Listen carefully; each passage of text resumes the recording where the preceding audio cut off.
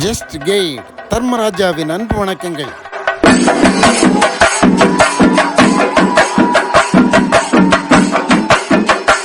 கூப்பிடுண்டே ஆகாஷ் அப்படின்னு கூப்பிட்டா ஓடி வருவான். அம்மா கூப்பிடியாங்க, ஏதோ விஷயம் இருக்கணும். இப்போ என்ன பண்ணோம், மேல இருந்து நம்ம ஏதாவது வேலைக்கு பிள்ளைங்களை கூப்பிட்டா அவங்க 2 காதுலையும் ஒரு ஹெட்செட்டை குத்தி வச்சுட்டு இருக்காங்க. அம்மா எங்க கத்த வேண்டியது, கத்தணும். ஆனா பிள்ளைங்க அங்க கேட்காது, அங்க வேற என்னதான் ஓடிட்டு இருக்கான். அப்ப நம்ம அந்த மாடி ஏறி போய் திரும்ப பிள்ளைய பார்த்து பேச வேண்டியது இருக்கு. அது எவ்வளவு சங்கடம் அந்த தாய்க்கு.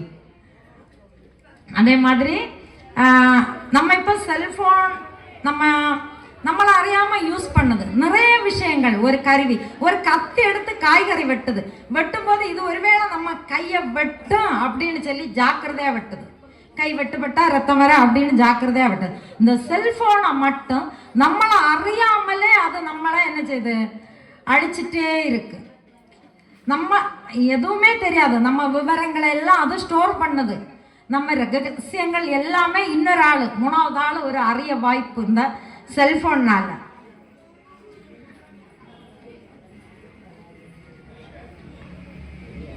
இந்த செல்போன் இப்படி நம்மளை அறியாமலே ஒவ்வொன்னா நம்ம இப்போ இடையில ஆதரா சொன்னாங்க, நம்ம யூடியூப் ஓப்பன் பண்ணிட்டு நம்ம ஒரு நம்ம இங்கே ஒன்று பேசிட்டு இருக்கோம்.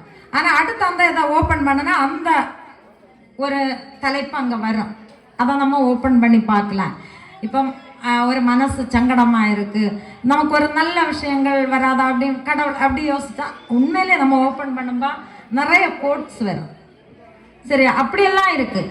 அதே மாதிரி தான் நம்ம வீட்டில் எத்தனை பேர் இருக்காங்க, என்னென்ன பொருள் எப்படி இருக்குன்னு வர இந்த செல்ஃபோன் மூலம் இன்னொருவர் நம்மளை இதை கண்காணிக்காங்க. அப்படின்னு நம்ம எவ்வளவு தூரம் இந்த செல்ஃபோனுக்கு அடிமை ஆகிட்டு இருக்கோ அது ஒரு நம்ம புதைக்குழிக்குள்ள சிக்கிட்டே இருக்கு அப்படின்னு அர்த்தம்.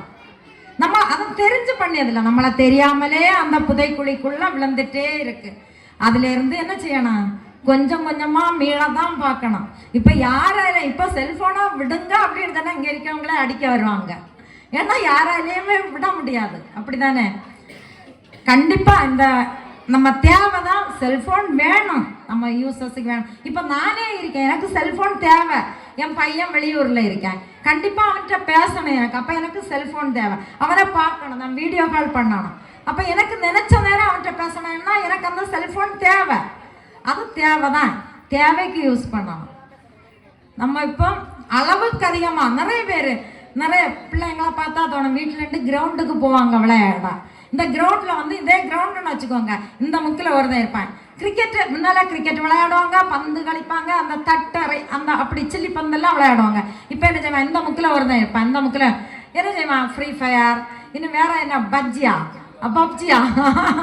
அப்படி என்னெல்லாமோ விளையாடியாங்க. தனிமை தான் விளையாடியாங்க. யார்கிட்டையுமே அந்த ஃப்ரெண்ட்ஷிப் தான், ஃப்ரெண்ட்ஸு பேசியாங்க. ஆனால் அந்த தனிமை அப்படின்னு தான் இருக்காங்க. ஃப்ரெண்ட்ஷிப்புன்னா கொஞ்சம் தான் தெரியும், அழகா எடுத்து காட்டினாங்க.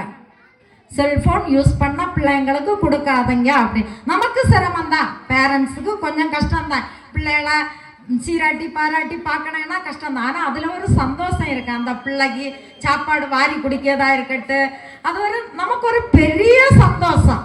அதையெல்லாம் அனுபவிக்கணும். இது ஒரு செல்ஃபோனை போட்டு ரைம்ஸ் இது பண்ணி இதையெல்லாம் விட்டுட்டு இந்த புதைக்குழிக்குள்ளே இருந்து கொஞ்சம் கொஞ்சமாக மீண்டு நம்மளாவது முதல்ல இந்த புதைக்குழியிலிருந்து கொஞ்சம் விடுபடுவோம்.